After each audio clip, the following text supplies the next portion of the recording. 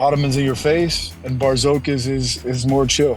But when they're on the court, my job, I think, that I was put on this earth is to help people. At some point, just the effectiveness and the longevity. I think Olympiacos is due just because they've been there every year and then just got there's a dagger in them every year. Hello, everyone, and welcome to the latest episode of the EurohooPOD, EuroHoop's official podcast. As always, I'm Antonis Stroggylakis, and as always, of course, I'm joined by my great colleague Cesare Milanti from Bologna. Buonasera, Cesare. From Bologna. Ciao, everybody. And our guest today is actually not even in Europe right now, and he's not even in the USA because usually our guests are either in USA or in Europe. This guy is actually right now in Doha, Qatar. Before he went to Qatar, of course, he had a long and a very successful career in Europe. He began his career actually in the NBA with the Washington Wizards. When he moved to Europe in 2015 with Lokomotiv Kuban, he began evolving into one of the best stretch fives in the competition and became also one of the best defensive players in the EuroLeague. In 2021 and 2022, he won back-to-back EuroLeague championships as a key member of Anadolu Efes. After also playing with the team last season as well, this year he moved to Doha, Qatar, as we said before, with Al Arabi. I hope I pronounced that right. Won the championship, won the cup title. Now, as someone I know very well and who is more than familiar with Qatari basketball, he described you, Chris Singleton, welcome. He described you as the most important non-Qatari player in the country's basketball history. Do you get that? I appreciate that. Do you get that there? Are you treated with this kind of respect by anyone? This kind of, oh, wow, we have Chris Singleton here. Yeah, I think, it's a growing sport here. Football is the number one sport, if not here, but just in the world. When we talk about Europe and Asia. I do get that from the people that actually follow basketball. They know my importance here. The coaches know my importance from the multiple teams and stuff like that. But my job here is just to try to help and grow the game of basketball. So, the Doha experience, playing basketball in Qatar, how did it happen? It happened I was at home and I just got a call.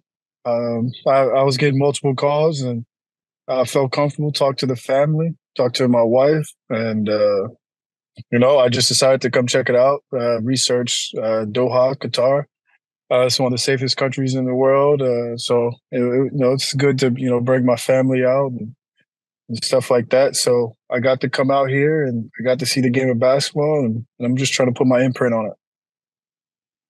After you played with Efes in 2023, you didn't continue in Europe. Was that a conscious decision? Did you have any options to stay here?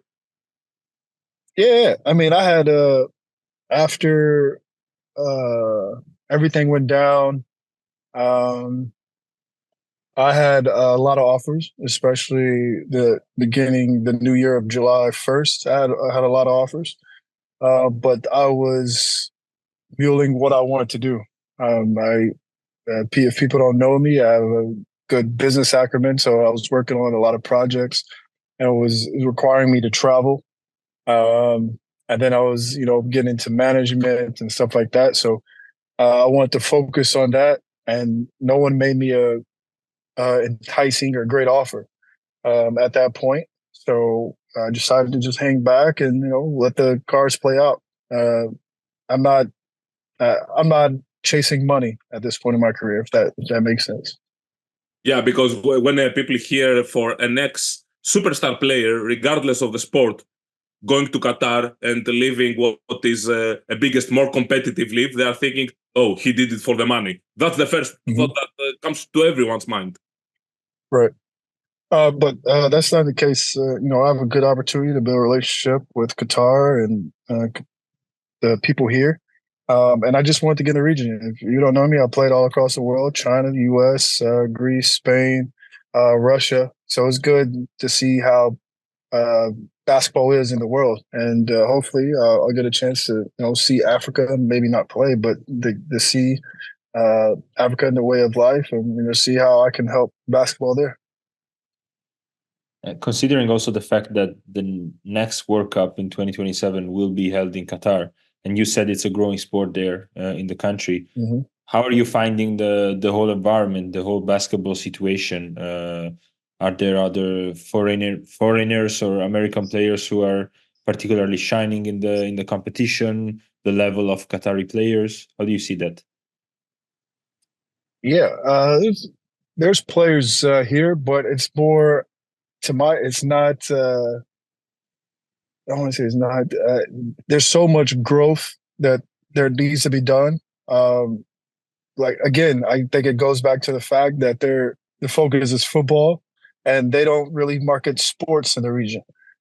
So I think that's what it comes down to. A lot of these clubs have a lot of history, but that's in the West Asia, the Asian region. It doesn't affect all of Europe, and that's what I am trying to do. I'm trying to help it grow and put a light on it.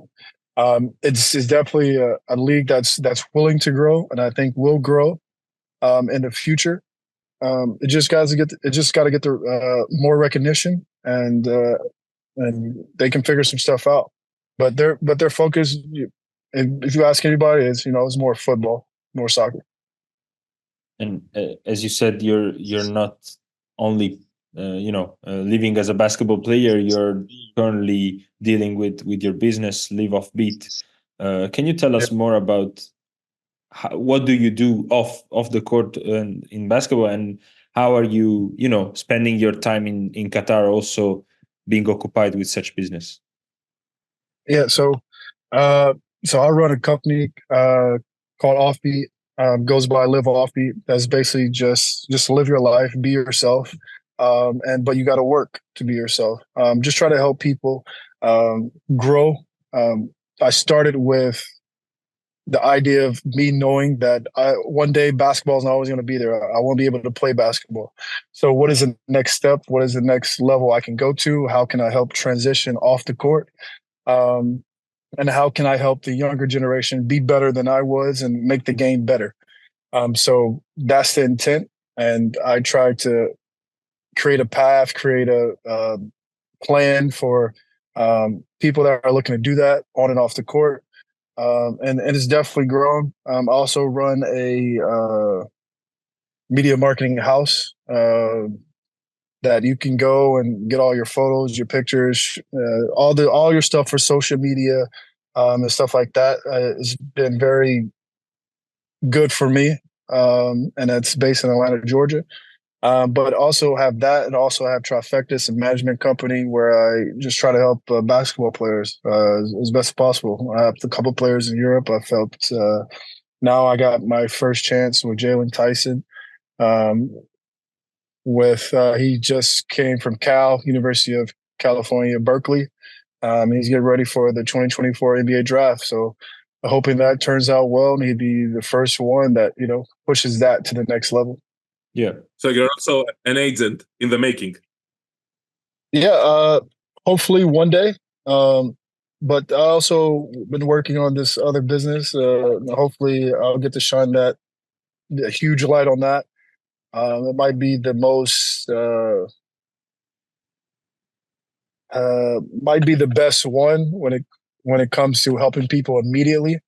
But hopefully we'll get to see that in the next 6 months to a year. I'll be able to roll that out. But yeah, I got to finish some paperwork, and that'll be done. Sounds interesting. Okay. And I mean, you talked about this potential future. You said before that you're not chasing money, playing basketball. What are your future basketball plans? Like, do you plan to play some more years, eventually going somewhere else in the world? Maybe some places that you didn't, that you still have to tick off your list?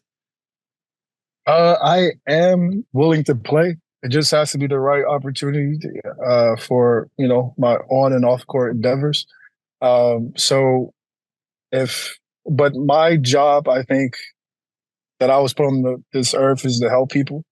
I think that just came from my mom and me growing up in a big family. But I'm just trying to help as much as possible, whether it's business, whether it's sports. But these are my two passions: sports and business.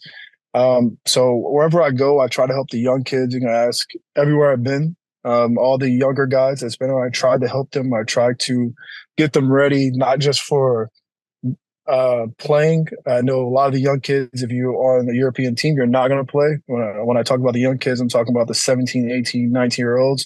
Most of them are not going to play. So me just trying to get them ready, push them. And then when the opportunity comes, they take full advantage of it, give them help, give them insight, consult them. So if the younger generation is the future of, of basketball in the world, and if I can, help them navigate that, that'd be great. So I think that's what I'm trying to do is try to push the game of basketball to the next level. Yeah, it's just me helping. I think that's what I'm here for, and that's what I'm going to continue to do. To move into more personal stuff involving basketball, before we get to the actual EuroLeague discussion, last season you were diagnosed during the close to the last stretch of the season. Actually, you were diagnosed with pericarditis. For those who are not aware, that's a heart inflammation. How was that for you when you heard the news that you have this condition, if I may call it that way? And that's because you didn't play at all for the remainder of that season. And I don't know exactly what it is. I know that it's not, thankfully, not a serious condition, but it might sound scary to someone when he hears that, especially an athlete. Yeah, it does sound scary. And then if you read some of the symptoms, it does. Like on the outside looking in, it could look like you had a heart attack or whatsoever. That was a scary thing. That's what they thought it was. But I think it was a combination of things. I had a super bad sinus infection. Because I was getting my knees where I had got shots in my knees, so I was recovering from that. So it was a lot of stuff that my body wasn't ready for it. So the combination of all of that mixed together to form the perfect cocktail of bad stuff. And so it was really scary. Like I normally don't get sick. So when I did get sick, it was just, it hit me fast. And luckily my wife told me to go to the hospital, and I went to the hospital and they were able to figure it out. And I just got treated for a real bad, sinus infection and headache. That really was it. But thankfully, I'm good. The doctors, they treated me well. I was there for about 3 days, and thank God I'm here. Yeah, it was, and it was scary because also the initial report back then were that you suffered that heart attack, and we were all like, "What happened? I mean, what happened?" And you said to yourself that it looked like a heart. That was the reason, apparently, that was it the doctor's advice that you shouldn't continue to play the rest of the season. You should take it. You should take the rest of the season off, right? No. It was a mix of that, but I think the recovery time with the doctor was it was 6 weeks. It was 6-7 weeks, and 6-7 weeks was into the season. So there was no time for me to come over, and then I got the blessing from Anadolu Efes. Thank you for everything they've done with my career, and they basically said go home and rest, and you're still part of the family, whatever. But thank you for everything. But the main thing is my recovery. So that's why I went home and took some time off, and I laid in bed a lot because I had started doing. I was coming back. That was my last practice. I had just been working out, and that was my last practice. I was supposed to come back the next day or the next game. So that was funny because it hit you. It hit you. I don't know. It hit me within 20 minutes. It just felt weird. Like I already had sinuses and stuff like that, but it hit my body weird, and then 4 hours later, I was in the hospital. Well, the very good news is that it's completely a thing of the past. It wasn't something lingering, just a scare in the end, essentially. Yeah. I went home, and after 6 weeks, I went to the doctor, got a full physical, full sports physical, just to check everything. And the doctor was like, "Doesn't seem like you were ever sick," because he had knew my past, but he monitored from all the records we had from Efes and before, plus what we did in the office that day. And he said it. You look better than normal. Maybe you're doesn't even seem like you've been affected at all. So I mean, that was thank God. So I was ready. It was just I just know that from the outside looking in, it was the perception. Well, once you hear that somebody's had a something bad, Achilles or something like that, yeah, a heart thing, and I think it pushed a lot of teams away from me. And when it came to bigger deals, and knowing that, I don't think any of the deals were up to my caliber. So I just, I stayed at home. I didn't need the money, but I know my value. Yeah. So moving on to more positive topics and talking about EuroLeague current topics. Okay. Let's keep the conversation about family, as you mentioned. Continuing with Anadolu Efes last night with a huge win over Crvena Zvezda, they mathematically clinched a spot in the play-in, and they completely turned the season around since when assistant Tomislav Mijatovic was promoted to head coach, and a lot of people weren't aware that he was with the team since 2010. Can you tell us more about him as a person, as a coach, your relationship with him? Yeah, Tomislav, he still owes me like 3 or 4 coffees, but he's only. Yeah, but why? What was the bet with the coffees? What was it the bet, or you just bought him coffee and he should have bought you coffee back? Oh, because you have little bets, or you have just little stuff of what. Like I used to just talk to him about basketball and stuff like that on what we see and stuff like that. So when I'm right, you owe me coffee. When I'm right, I owe you coffee. So I got the 3 or 4, and then he usually gets them when we're traveling.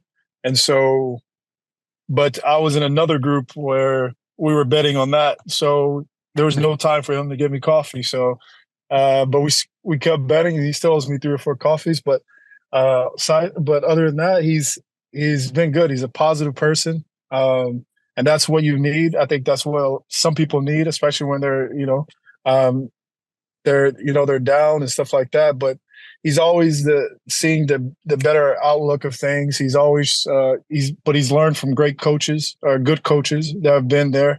You said he's been there since 2010. So imagine how many coaches have went through Efes since then. And so like he knows what he's doing. He's learned. And I think he when I first got there, he had told me he wanted to be a head coach. And I think it was a blessing in disguise. And you always don't want to follow someone that gets fired, because that makes you look bad when you come to assistant coaches. But he's relished the opportunity, and he's fully taken advantage of them. I talked to him and right after I heard the news, and it was a blessing. I told him to, again, take advantage of everything, and put your mark on the team. And it seems like he has done that. And again, he's a rookie coach, and rookie head coach, and he's still learning. But it seems like the guys are trusting him, especially with the way they've changed things around, and hopefully he can continue and push the team further. Yes, and most recently, before the win over Crvena Zvezda, they beat Fenerbahce twice on the road in 3 days, which was pretty amazing. One for the EuroLeague and one for the Turkish League. Now, there are already some reports. Actually, there have been some reports about him since last season, before Erdem Can came, that one of your former coaches, Xavi Pascual, actually, will be taking over Efes next season. Personally, this is strictly my personal opinion, of course. Seeing how Tomislav Mijatovic is doing, I'm thinking, why don't you continue with this guy? He knows the team. He really knows the team. The players know him. The players trust him. The players obviously thrive with him being on the bench. They listen to him. They respect him a lot. Do you think that Efes should also keep Tomislav Mijatovic as head coach next season, and that those pieces that perhaps he will also suggest to rebuild the team? I think he should but that these are two coaches of mine. Xavi was a great coach with me, I know. and Pau, and then Tomislav. But again, Tomislav have done a great job. Maybe they just think it's just he's hot because he's a rookie, and they don't know him. But they should know him. He's been there going on 15 years now. He's been part of the organization.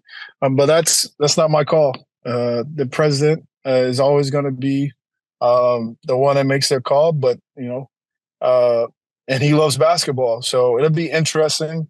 But if Tomislav doesn't stay there, hopefully someone can come make him a good offer, and he can come back to continue in the EuroLeague. If he doesn't stay there, but again, I wish both of them would take a job in Europe. So, European basketball. So returning to EuroLeague probably because he's not there now with Zenit. Speaking about your former coaches, you know what the situation in Greece right now is: Panathinaikos versus Olympiakos. So essentially, we have two, definitely, I think the most important coaches you had in Europe clashing against each other. I'm talking about Ergin Ataman and Giorgos Bartzokas. And I'm saying most important coaches you had because Giorgos Bartzokas was your coach in Loco. He was the one who had the idea to use you as a stretch five, and you made a career out of being a very strong stretch five most of the times in Europe. Sometimes you played as four, but in my opinion, you were at your best when you were played at the five position. You won the EuroLeagues, 2 EuroLeague titles with Ataman. So I have to ask you, how would you compare these two? What are their similarities, their differences? Who do you think that suited your own style more? I think that the similarities are they're both super passionate about the game of basketball. They both know the game. They both, if you look at the teams that both have structured, they both structure teams great. Probably the best to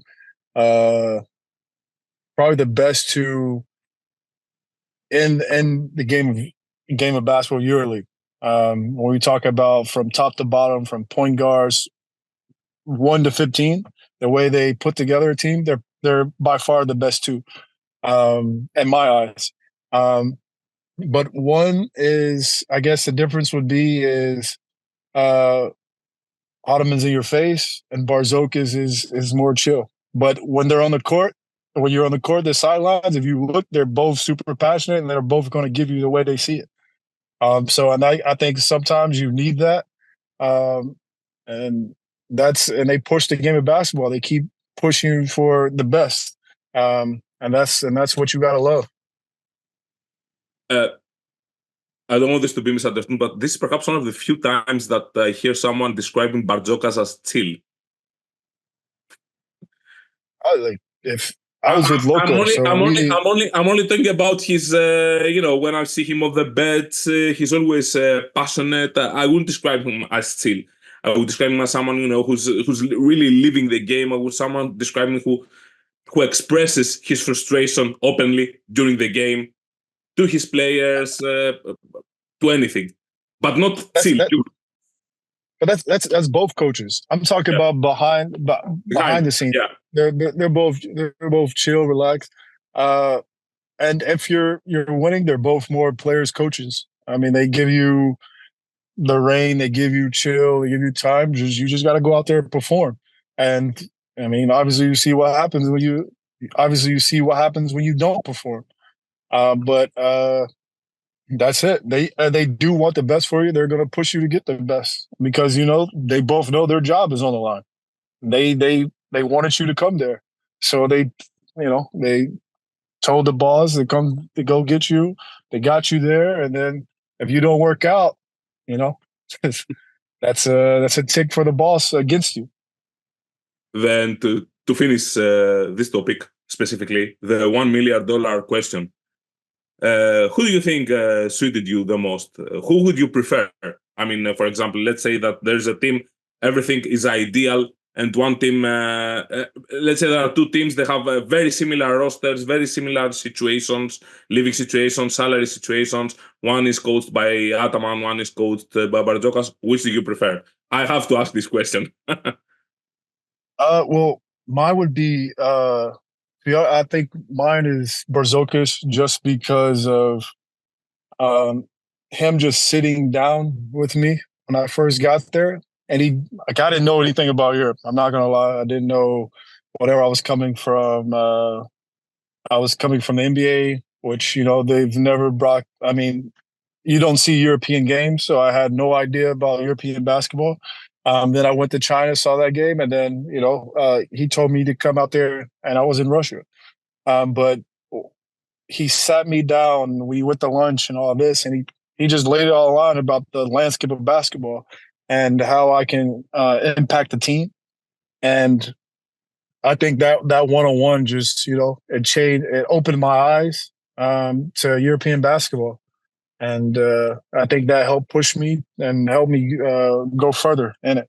But both of them, again, they helped me with my life, and I can't thank them enough for the opportunities I was able to get. Maybe the one who is experiencing something similar this year with Panathinaikos might be Kendrick Nunn. And I'm saying it because he had such a fantastic adjustment to European basketball. And you also have, of course, there's Kendrick Nunn, who is enormous quality as a player, but you have to give huge credit to Ergin Ataman for putting him in all the right situations to play the way he's been playing. This is amazing for me. Right. Again, this is he knows who to get. he knows how to persuade someone to come to the team. Like again, and Bartzokas is like they're on a different level when it comes to structuring a team. But again, he's relishing the moment with Pau. He's relishing the super highs. The only thing, if he needs to be wary of if things go sour, like how passionate these fans are, because the fans know everything. The fans know where you are. The fans know this. It's just it's something he hasn't yet experienced. He hasn't experienced a down moment in Pau, and hopefully he doesn't experience a down moment. But you just got to be real with him. Like basketball is basketball, but in Greece it's different. Let's dig a little bit about that. Like, have you experienced something in Greece during that season that you were like, okay, this may be too much, I don't know, or it was just something that you realized? I just realized the fans, red and green, they wear it on their sleeve like it's family. It's like if you lose, it's like one of your family members. In my eyes, it feels like someone's been shot, and like they're in the hospital. Like especially if it's a big game, like it means so much to them, and so you just gotta like especially if you don't go hard. If you go hard and they see you go hard, it's different. Yeah. And they know it's okay, you lost and stuff like that. But that one ball, that two balls where that everybody sees it. So it's a general thing that everybody saw you didn't do or you could have done better. Like they feel it, and it's whether you're north or south. If something bad happens to you, it's sad. Like the next day is just sad. Feels like all the stores are closed. Nobody wants to go outside. No one wants you to talk. And if they do talk, everyone is making fun of you at work. Haha, you lost. Yeah. You have to live for a bit. Exactly. And then as a player, you just don't want to show your face because you feel like you let the whole city down. And that's something that I hope he doesn't do. And he just needs to keep pushing and, maybe take that team back to the heights that they deserve. Well, things definitely do not go sour for Panathinaikos in EuroLeague because they secured the second place. That is amazing. The last time they had home court advantage in the playoffs was when you were there. That's in 2018. Since then, they hadn't had any. They haven't finished so high in the standings. Actually, they never finished second in the standings, if I remember correctly, with the new format. And they got the home court advantage. So they're definitely on the right track in the EuroLeague because now the word is who is going to beat us in Oaxaca. That's what they are rightfully thinking. The fans are there. The fans are there, and they're back. It's been a couple of years since they've been the way that we saw them in the early 2000s and stuff like that. But you feel it. You feel the energy when you're watching the games, and even when you're on the road. I love seeing them travel with the teams. I love seeing the fans showing their impact on going to the other gyms and stuff like that. Hopefully, wish all the teams would do that and show the real love to the players. But in Greece and Serbia are they're on a different level when it comes to fan support. Yeah, Greece and Serbia are on a different level, but FS fans surely demonstrated you guys a lot of love during those years. And talking about a little bit your chapter in FS, you had maybe you tell me you prove me wrong, but I think you had by far the best game in your career in 2021 in the series against Real Madrid, that game 5. Back then, it was also the most important game for FS since you guys went up 2-0 with great games, huge advantage, and then Madrid tied the series, and you had a 26-point showdown to kind of decide the game. Of course, there were other factors.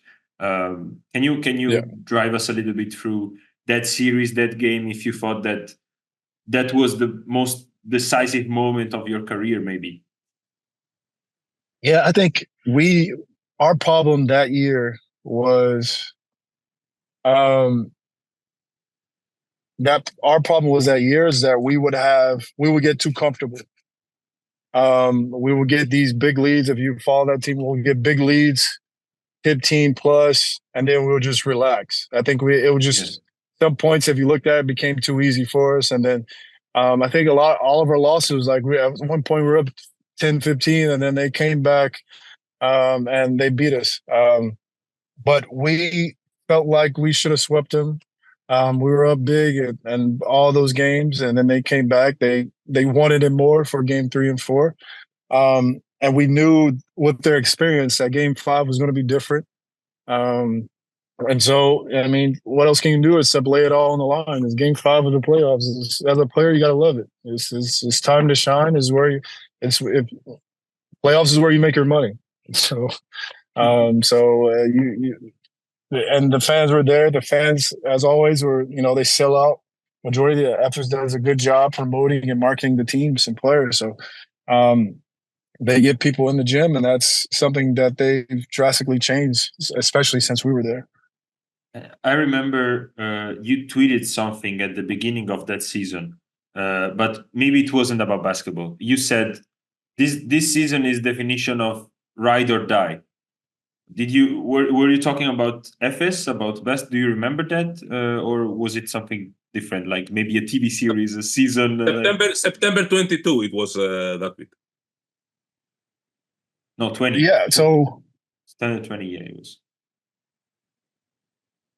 What year was it? 2020 or 2022? 2020. Yes. 2020. Yeah. 2020. September 2020.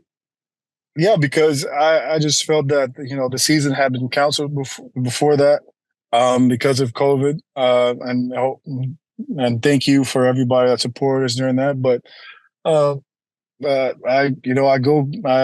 wrote something on James Gist, and he did another podcast or something like that. He said Cheska would have won that year, and it rubbed me wrong. This is my brother. And, he rubbed me wrong. Mike is my brother. It just rubbed me wrong. Like, all kudos to Cheska. Cheska is always going to be one of the great team, especially when you talk about EuroLeague basketball, when they're in the competition or in the European basketball when you talk about that year. I think we had proven that we were dominant on every single level. I think after the halfway mark, we just went on our eyes open. And it wasn't about Shane having a great year. If you look at those stats, if you look at everybody on that team was having great years. I think we just gelled. I think Vasa really found himself. Shane found himself. Tibor, Dustin, James, me, Kruno, and everyone else that was on that team. You even have Alec that's at Olympiacos. It's just everybody on that team. We literally became one. We felt like we knew what everybody was doing. And I think, I think we'd have won every game by 15 plus when it got to the playoffs, because that's how much confidence I had in the team. And it's just one of those those mindsets and that playing style that we just knew what everybody was doing, and then we were just that ball was zipping around. It was just we felt like no one was going to touch us, and I think we have proven that on the court, and so that's why I had something to say against James about that. Yeah, and of course those 2 seasons. I mean, also the COVID one, in which you, as you said, you were demonstrating power, such a great power. But then, of course, the back-to-back season are legendary when it comes to Anadolu Efes. Things though didn't work out last year, one way or another. In theory, in the summer, Will Clyburn, as he said, best free in Europe, comes and gets you potentially even better. You are literally the definition of a super team, a back-to-back EuroLeague champions with Ante Zizic, with Will Clyburn, keeping the court together. What went wrong? So, I mean, if you just look at stats and stuff like that, it was just a usage. Will Clyburn was coming from, Russia, where he was the number one option, where he had the ball in his hands. Yeah. And that's, that team was designed for, it was Vasa's and Shane's team. I said that when I first got there, is their team. And I'm going to try to push them as much as possible to be better as well, and to let them shine, because my time was, I was already at the top for my position. So the rest is for them. And so when you go to usage, and if you don't design everything specifically for players, or you don't have the timing down and stuff like that, it's going to be hard. It's going to be hard with 3 ball dominant players. It's not like they're catch and shoot players. They create their own shots a lot. And, they all 3 felt like they were the man. So I think that it was like a clash of that. Plus everybody else was trying to, make sure they keep on the same level as what they were and stuff like that. And, it was hard to move around. And I wasn't there at the beginning of the season. I came there, the second half. So, I saw that from the start. So, but again, it was the super team. Again, it didn't mesh. The fit, the pieces were all not together. And I think that's all that was. But again, they're all 3 great players. They're all 3 great at what they do and are at the top when they're on. Yeah. And that's an answer I would expect, of course, from such a veteran like you, but that's also an answer I would expect from a potential future coach or general manager.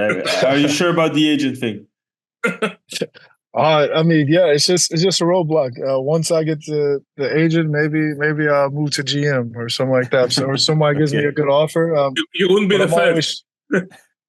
I'm always trying to help. If I can help, again, somebody just call me. I'm around. From agent to front office guy and executive, you wouldn't be the first. There are many people who have done this successfully. So if you're going to go down that path, speaking of executive, let's go on some more general EuroLeague stuff as we reach the final stretch, almost crunch time of our conversation. Now, you've probably read and heard all the EuroLeague expansion to Dubai rumors. What do you think about it? I'm pretty sure that you have a strong opinion on it. Does EuroLeague need a Dubai expansion?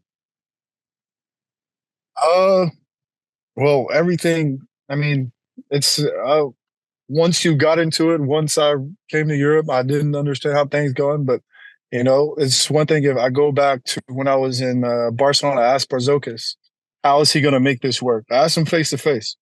Because, I came from the NBA. I'm in business, so I watch the numbers and see like that.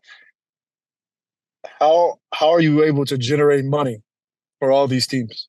Because the teams don't generate money, basically, in Europe. For those someone who listens to us from the USA, for example, this is not like the NBA. The teams don't make a profit in European basketball. That's right. And if you look at all the owners or boards, if they're not run by the country or city or stuff like that, or supporters who are very fanatical about basketball, like Olympiacos and Panathinaikos, the owners are basically strong and big fans who love the team. Everything that happens because they love the team so much. Yeah, they're billionaires. Let's be front. They're run They're by very rich billionaire fans. Okay. people They're very wealthy that fans. Sure. yeah that have they have money and they literally love the game of basketball. They literally love it. Like you know they sweat their team out.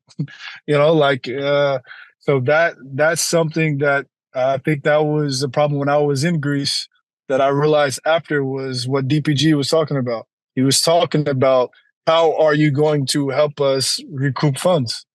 And I think that's always going to be a problem because of how it's set up. I mean, if you can figure out how you can do some stuff, then they can possibly make money. But I don't see that in the near future for them. You just got to hope the owners continue to support the teams and stuff like that. I know they have a new collective bargaining agreement happening in the next year or two, so that's going to be a big topic. So I think that's where Dubai was supposed to come in and just help them buying in and fluctuating a little cash here and there for the teams that are already there. But there's so much stuff that's on the horizon that the CEO is in for the next 2 years is gonna the board and stuff that has to get together and think of a huge plan of how they're gonna move forward. So essentially, you more or less say that EuroLeague needs something, at least something like the Dubai expansion. Yeah, you gotta keep growing and add something new, especially when the money has went down, especially when the Russian teams are not in the league. They were, VTB was a sponsor, and then Cheska and all those teams were, they were bringing money to the table, and they were going to put a competitive team. They were going to promote themselves and push themselves to go to be the best and go to the playoffs and be in the Final Four and stuff like that. And they're bringing people with them. And they're not asking anybody for anything. They're just putting it up and stuff like that. So when you have heavyweights like that, and then they're suddenly out, you gotta figure it out. Recently, we have something that the social media are growing. Inevitably, we see more stuff like that. We have players responding to each other on camera, on social media, on Instagram, on interviews, in a way. We have players making some spicy comments. For example, Kendrick Nunn said that, yes, I consider myself the best offensive player in Europe. Wade Baldwin is asked about it, and he says the numbers say otherwise, Mr. Nunn. After Nigel Hayes-Davis scores that historic 50-point game, then Will Clyburn says, I'm still, if anyone had any doubts, I'm still the best three in Europe, and I will continue being the best three in Europe. Now, I don't remember EuroLeague players speaking so openly about this stuff, making comparisons, throwing shots at each other. This kind of spicy situation. Do you like it? Do you believe? As a fan of basketball, I love it. It's friendly competition. I mean, as long as they don't get into full-out fights, I honestly don't care what they say. Or we talk about somebody's family or loved ones, and they stick to basketball. You can say whatever you want. Maybe it gets more people to tune into it. When those competition happen, Fenerbahce and Efes still have to play. Maybe Pau Monaco, Pau Maccabi plays in the playoffs. That's something that more people are going to tune in, especially. That Panama Maccabi will be huge. Wade Baldwin against Kendrick Nunn. Yeah, and then you got Mike, the leading scorer out there. So it's big for the game of basketball. You, as a fan, you gotta love it. You gotta love it. And if it's one of your players talking, you gotta back him 100%. Like, yeah, what he said, stuff like that. But I just love it because it's just showing how good the players are, and if they can keep pushing themselves and say it not all the time, but throwing little jabs out there and stuff like that. That's not super negative. I have no problem with it. And as a coach or part of my organization, like you gotta love it. You gotta love that seeing my player thinking he's the number one option, and then he goes out there and he shows he improves it. And we talked before a little bit about Will, and Antonis just reminded us his quote recently about being the best free, still being the best free in Europe. Do you agree with that take? With overall body, yeah. Right now, like for me, you got to go take it. I mean, what other threes that come to your mind besides Nigel and Will? Maybe so sometimes I think of Chabon, Shields. Do you Shields, think but he's been they haven't made the playoffs. Oh, that's true. That's true. That's Yeah, definitely true. So they have a good team on paper, but they don't make playoffs. So it's like Cesare is from Italy. He has to vouch for a player for an Italian team. He has to say it. Yeah, but Shields is good, but he can further put it if he's got to lead that team to the playoffs. Will led a team or was a part of a team that was a force in the playoffs, and then he showed up in the Final Four. I think since we talked about usage, I think usage is also something that Milan needs to learn. But whatever. Yeah. But yeah, they're definitely a great player.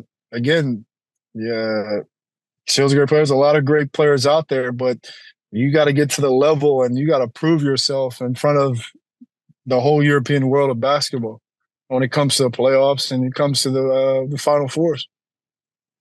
Touching and I feel like Will has done that. Will has done that, and Nigel is still young. He still has a chance to do that. I mean, he scored 50. I think 48 because that 50 was backcourt. But he scored 50. I mean, he's got the record, and I'm gonna tune into the playoffs. Not just that, but the Turkish League playoffs to see them go at it again if they don't play each other in the playoffs. That's spicy for sure. Yeah. And recently, touching one last time on Efes, recently Baskonia announced that jersey of club legend Thiago Splitter, now assistant coach at the Houston Rockets, will be retired. Do you think that someone from that Efes team deserves to have the jersey retired from the club? I mean, for me, it's got to go down to a fan thing. Who the fans think should be retired. We already have a basketball statue, not at the arena, but in the Anadolu or in the Turkish area where we play at. I mean, it's for me. They could do Vasa, Shane. I think at the time, those two. Kruno was a big part. I mean, but all of them are going to end up getting their jerseys retired at some point. I believe Bryant is going to get his jersey retired at some point. Just the effectiveness and the longevity that they've had and been around, stuff like that. But again, that's a hard one to call if they should get. But yeah, at some point, those guys will get their jersey retired. Sure. Chris, we have one more question, a last question for you. In an interview you gave last year to a good friend of mine, Giorgos Kyriakidis, for Basket News, you talked about false narratives and misconceptions that sometimes haunted you in the beginning of your career. I'm wondering, do you believe that there was any fake narrative and misconception for you when you played in the EuroLeague? I mean, we can go back to last year. So I had a heart attack. Like that's false narrative that push people away from you. What proofs did you have? Did you talk to doctors or you just had? It was funny because I went there and it was like I ended up having like 50 people in the room. I was like, who are these 50 people? It was crazy. But it was just somebody just saying something, and this guy posted it saying I did this. But again, it's when you don't know and you guess. There's a lot of reporters out there that that guess. They don't have hand-on knowledge. They have someone that told them something, and maybe that person doesn't really know and stuff like that. But I'm glad social media is around to some extent, because now the players are able to come back and say that's not true. If you watch Kevin Durant, he says it a lot. He A says lot. it a lot. He did it 2 days ago, I think. They told him that the fans were mad at him for dropping 80 points in a game. And he said, not true. Where are you getting this information, etc.? Yeah, he said that there was a story that said they try to jump him or they try to beat him up because he scored that many games. They love basketball. I haven't been to Rucker Park, but I've been in New York. They love basketball and they love KD. They were trying to get KD to come to New York at the time. So they're not going to touch him. They're not ever going to touch LeBron. There's certain people are not going to touch just because of who they are and their influence on the world. It's not basketball. But again, there's false narratives. People thinking they know stuff when they don't. And then if they have a voice or a following, that follow it gets amplified and this comes out it's a lie. But again, I think it goes back to the Wizards.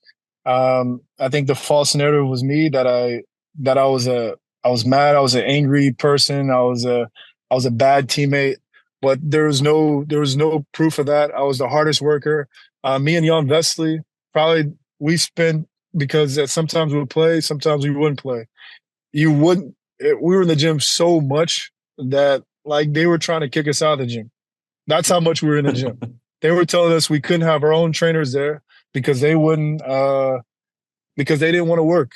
To be honest, they didn't want to work with us. They didn't want to help us get better because we were in a messed up situation. With that roster. Their whole roster was messed up. But I did get my chance of, everything I mean. So I feel like Jan would not be in Europe if he didn't go to a different team. I think he still would have been in the NBA. Washington wasn't prepared for a player like Jan at the time. I don't think they really watched the game tape of Jan before he came over. I think it was just somebody saying something and they just drafted him. They didn't watch Jan. Just by, the interactions they had with him and stuff like that. And plus, he's a young guy coming over. He came over with nobody. So me and him clicked right away. That's why we were always together and stuff like that. So Jan, he's made a great career, but I mean, it's a blessing in disguise again that we lucky that happened for him to come to Europe and have the big influence that he has in Europe. But if it wasn't for the Wizards and he got drafted somewhere else, I don't think he'll still be in the NBA if he didn't make that choice himself to come over to Europe. Wow, that's big. I don't know if Jan Vesely feels the same, but it's a good opportunity to ask him sometime.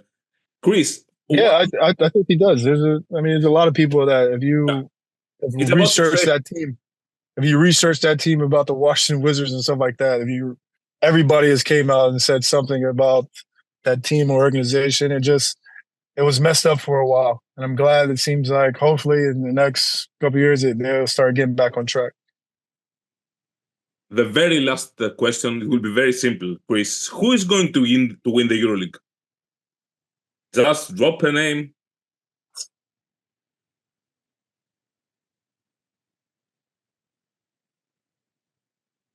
Oh, name hard because I don't know. I don't know because I have my loyalties to all these teams, and so some teams are hot right now. I know it's not easy, but I have to ask again. But that's why I also had to ask about the Ataman Bartzokas thing. I just had to ask. I know it's not easy. I know some people don't like it, but I have to ask. So where's the Final Four this year? Where's the Final Four in Germany? Why is it always in Germany or Serbia? I don't know. Why it's not in Greece? That's a very good question, right? Why it's not in Italy? What?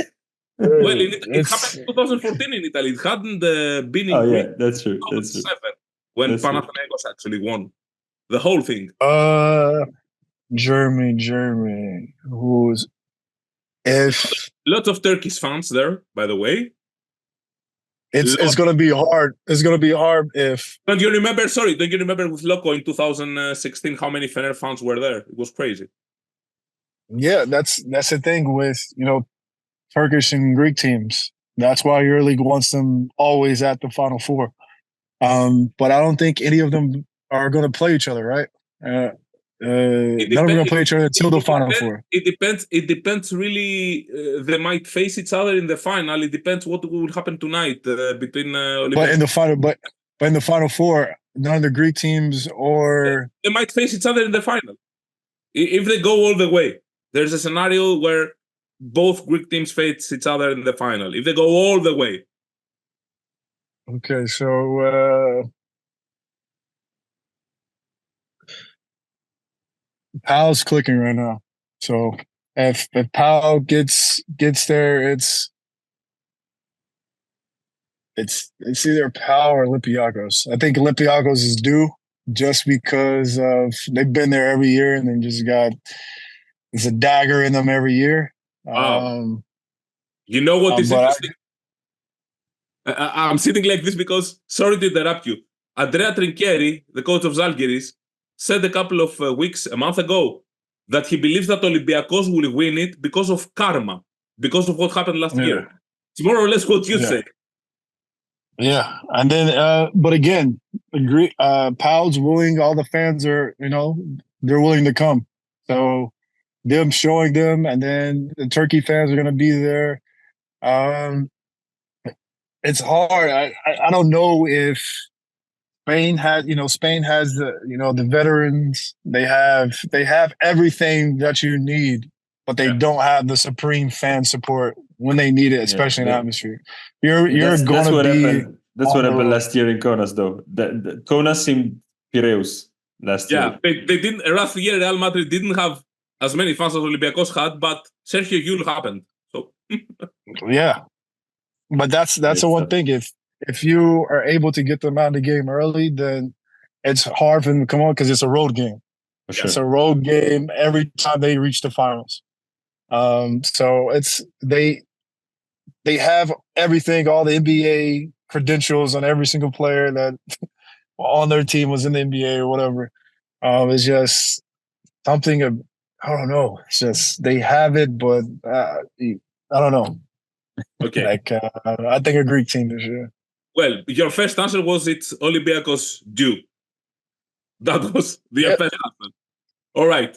Interesting choice, Chris. Well, it will be really interesting if we indeed see a final between Olympiacos and Panathinaikos. They have faced each other in Final Fours before, but never in the championship game. Chris Singleton, thank you so much for being here with us. Thank you. We really appreciate this conversation. Thank you for your time. And it's almost been 1 hour talking about hoops. Yeah. We really appreciate it. Thank you, Chris. You got to love it. And again, I appreciate you guys. Hopefully, we'll get back on and do this again. I really appreciate you, and shout out to all the teams out there, and good luck to them in the playoffs. Take care, Chris, and thank you, Cesare, once again for joining us. Thank you, to you, our viewers and our listeners, thank you once again for watching or listening or doing both another episode of EuroHoops EurohooPOD podcast. See you next week with another great guest. Hopefully, take care, everyone. Farewell. Peace. Thank you, guys.